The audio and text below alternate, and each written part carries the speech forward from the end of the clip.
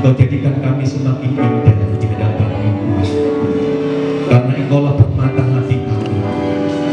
Terima kasih Tuhan, Engkau jadikan kami senantiasa menjadi bejana-bejana yang indah di hadapan-Mu.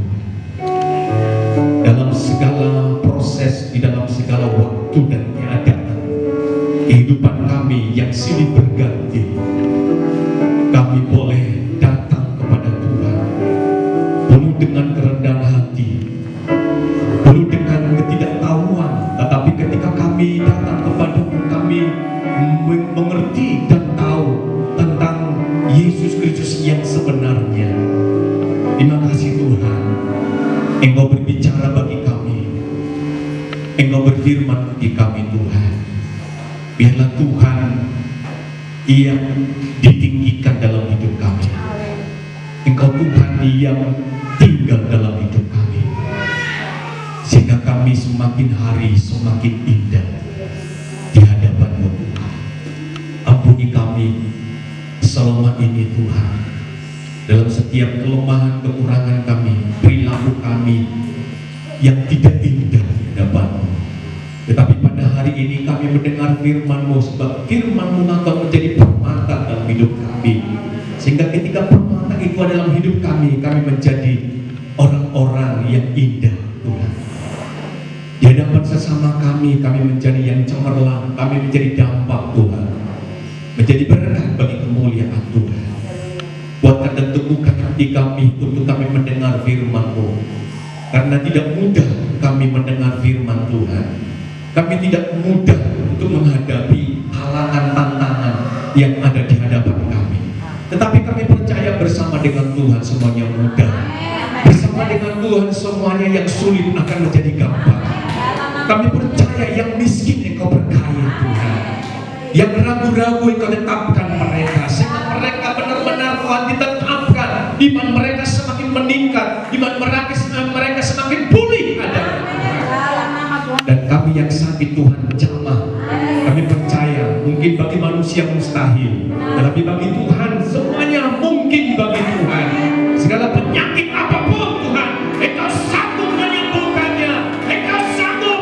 Yesus juru selamat kami yang tidak pernah berubah. Yesus yang hidup pada hari ini dan sampai selama-lamanya. Kekuatan kuasa Allah ada dalam hidup kami. Kami percaya, kami sungguh yakin kepada-Mu Tuhan. Engkau ada, Engkau hadir. Kami mau berjumpa dengan Tuhan. Kami mau dikoreksi, kami mau ditegur.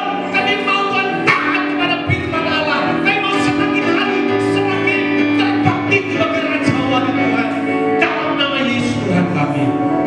Biarlah Tuhan kami semakin hari semakin rindu untuk berjumpa dengan Tuhan. Jamalah hamba-Mu, hamba manusia biasa Tuhan, tidak luput dari kekurangan.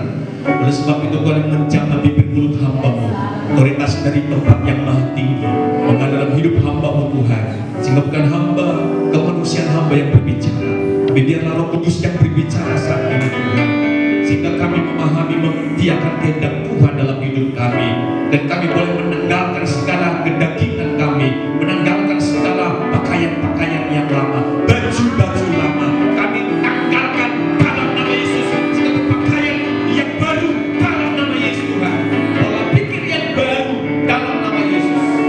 Terima kasih Bapa, terima kasih.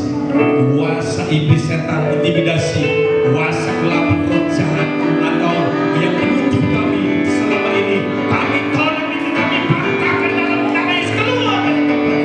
Keluar dari hati dan pemikiran kami.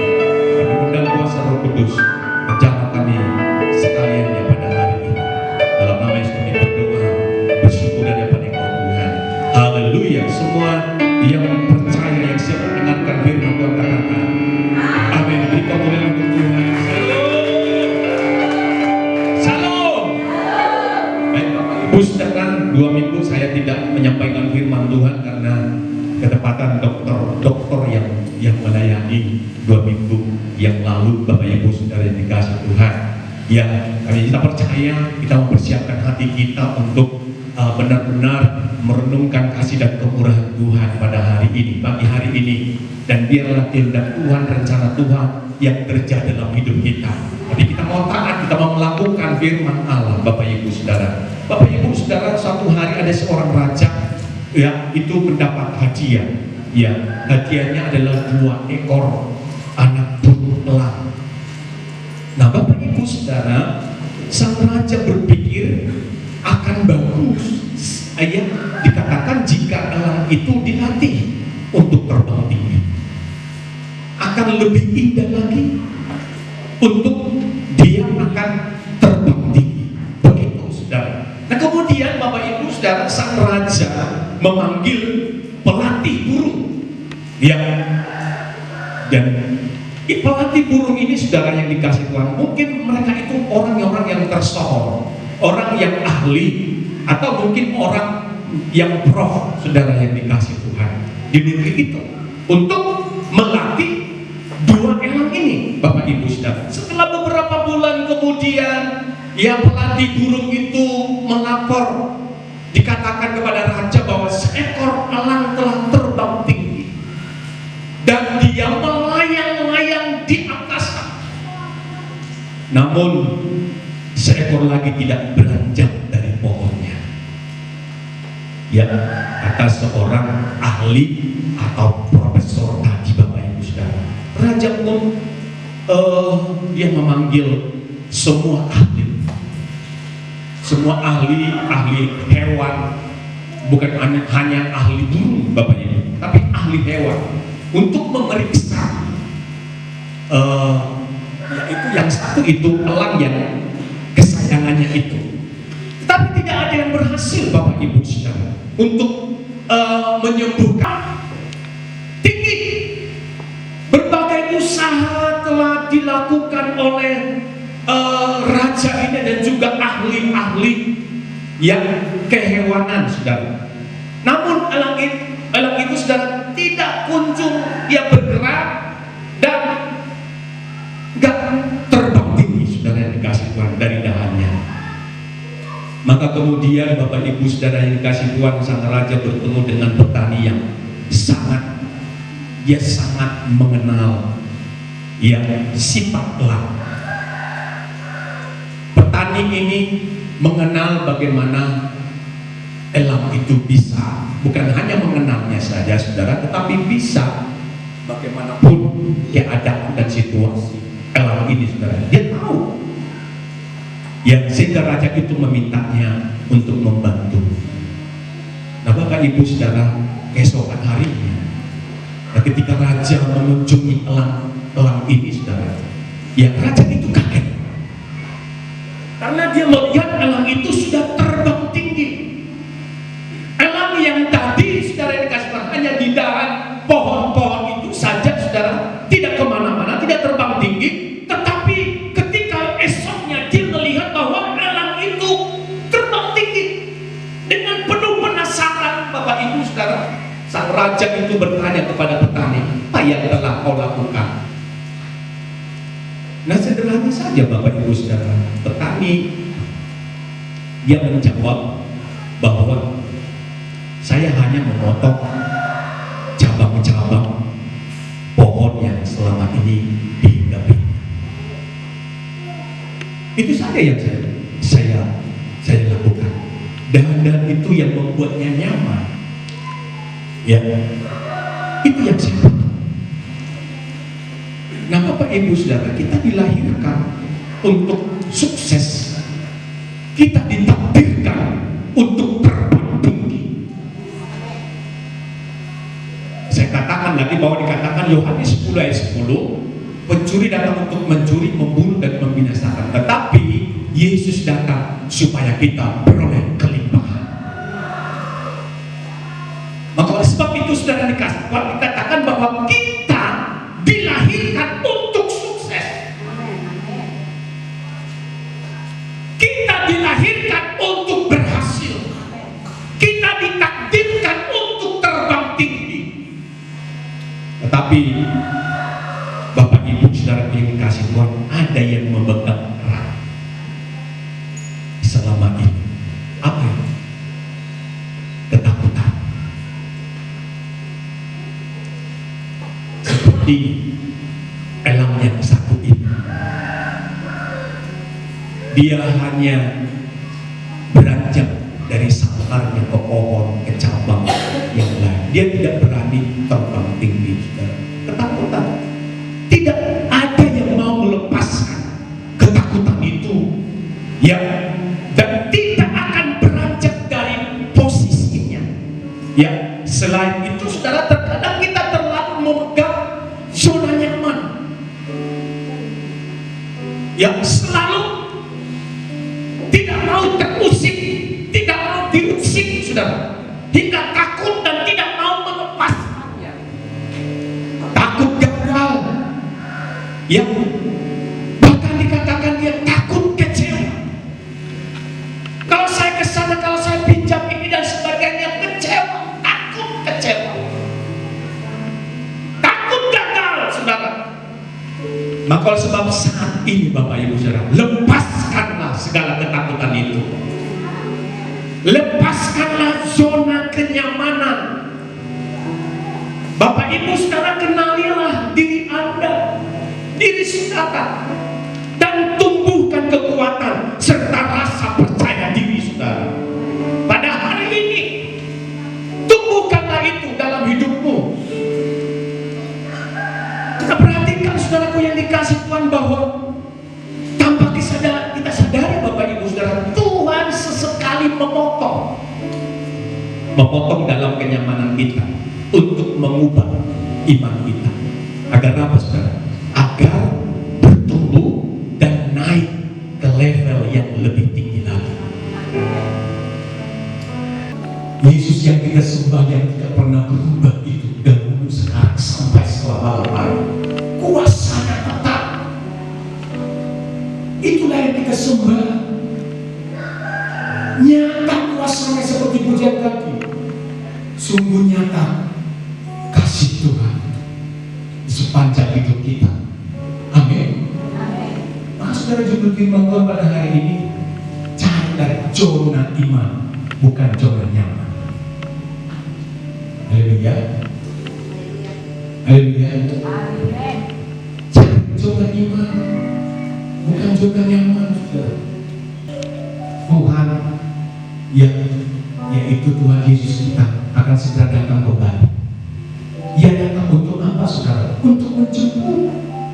Siapa yang dijemput? Umat yang layak baginya. Katakan amin.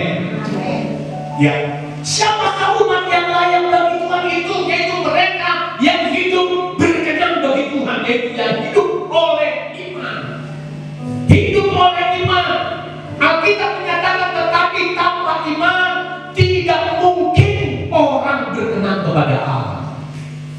Dalam Ibrani, coba kita baca Ibrani pasal 11.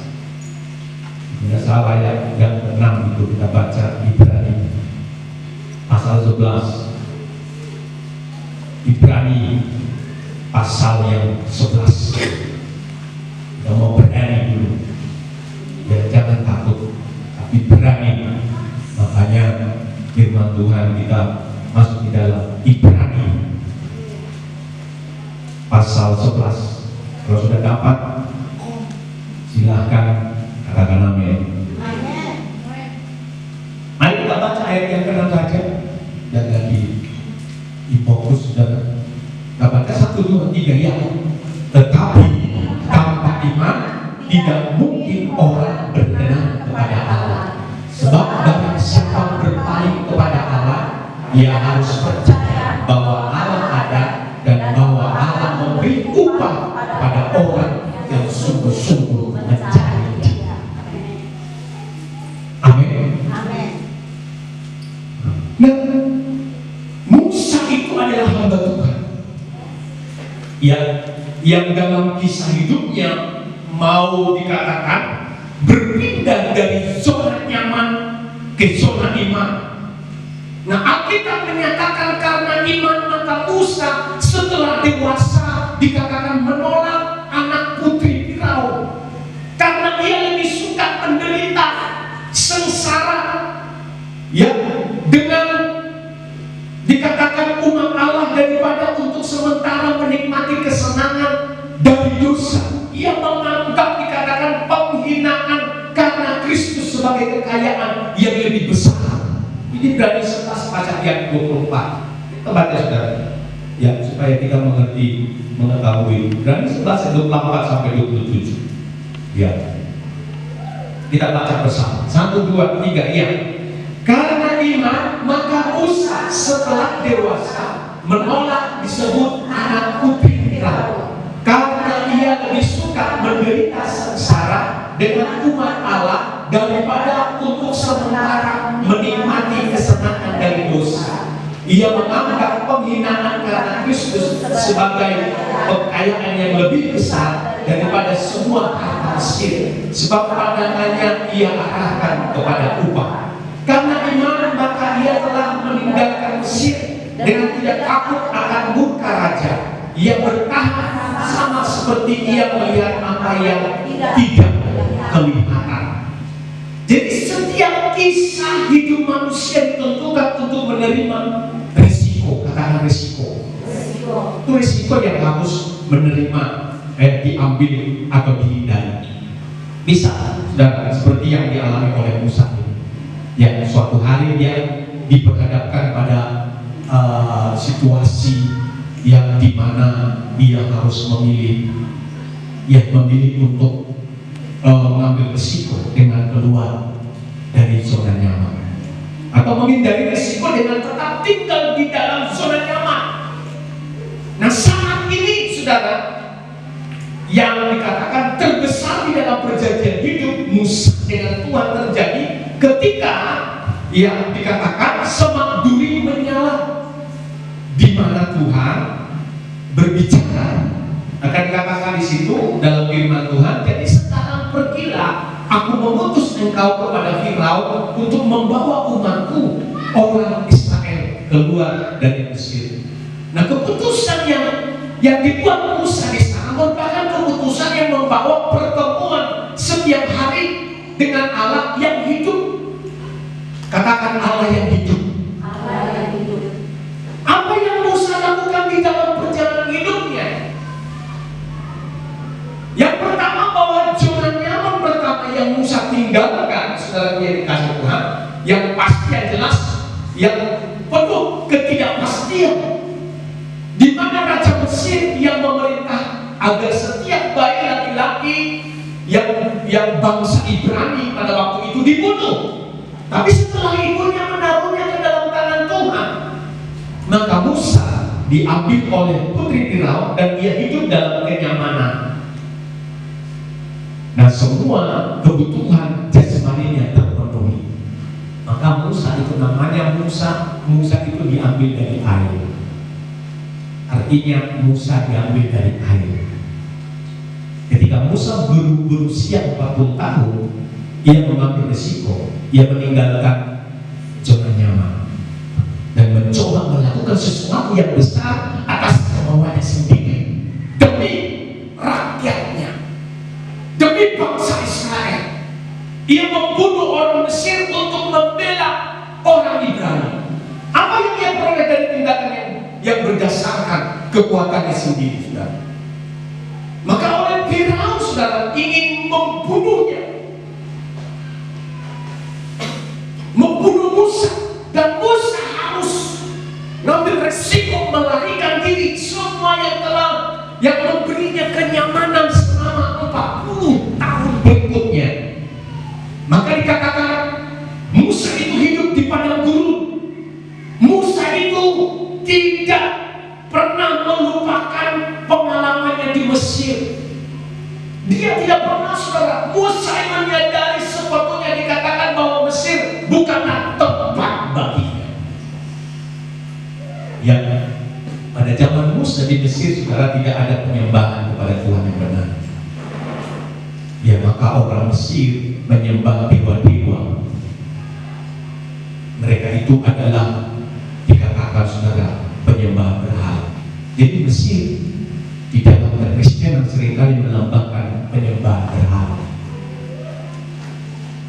Bangsa Israel keluar dari Mesir, ya, penyembah berhala. Saul, Daud, saudara, ini mereka itu sempat jadi raja, tapi berbeda karakternya, berbeda sekali. Ya, Saul menjadi mantan yang dikurangi, artinya mantan yang dipakai Tuhan dunia jadi enggak lagi, saudara. Ya, karena dia itu melayani Tuhan tidak dengan segenap hati, melanggar. Sebetulnya ada kesempatan bagi Saul kalau dia tidak benci kepada Daud. Ya, dia tidak kalau dia tidak melakukan ketidaktaatan kepada Tuhan, mempersembahkan atau dikatakan pun semuanya kambing domba ada segala macam, tapi nyatanya dia menipu Saul.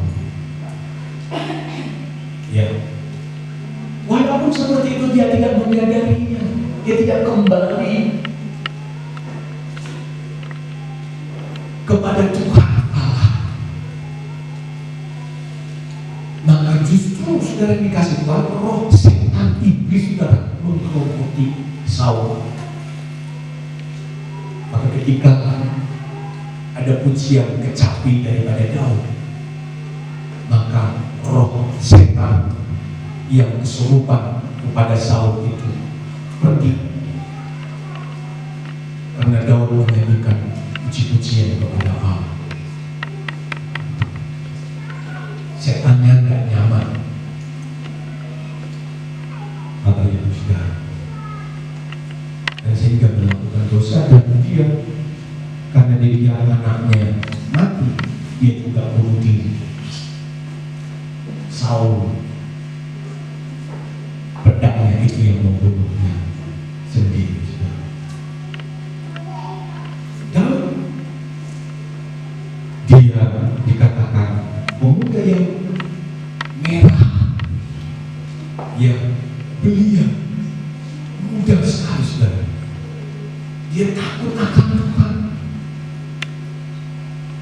Bagaimanapun masalah persoalan yang dihadapi oleh Daud, karena dia takut akan Tuhan, saudara, semuanya berjalan dengan baik, sukses.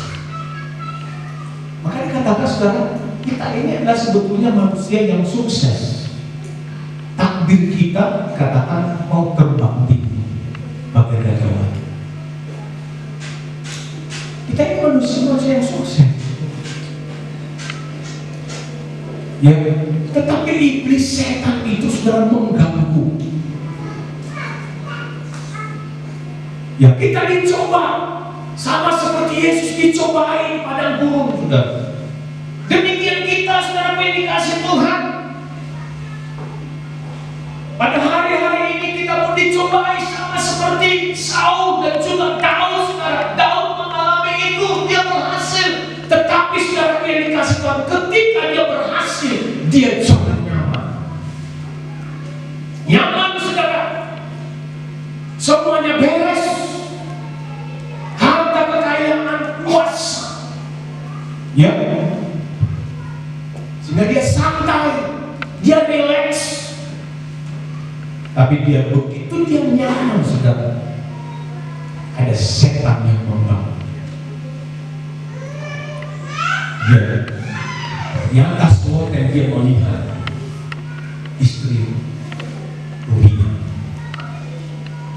Kalau dia mandi, saudara, maka matanya, saudara, dia kasihkan melihat itu, sehingga dia birahi, saudara, bahwa berbagai macam cara, saudara, dikasih Tuhan dibuat oleh Daud untuk yang menjadi istri Uriah, disuruh di depan dalam peperangan sehingga mati, saudara, terbunuh. Dia sukanya pada istri daripada putri, dijadikan jadi istri Daud. Dia jatuh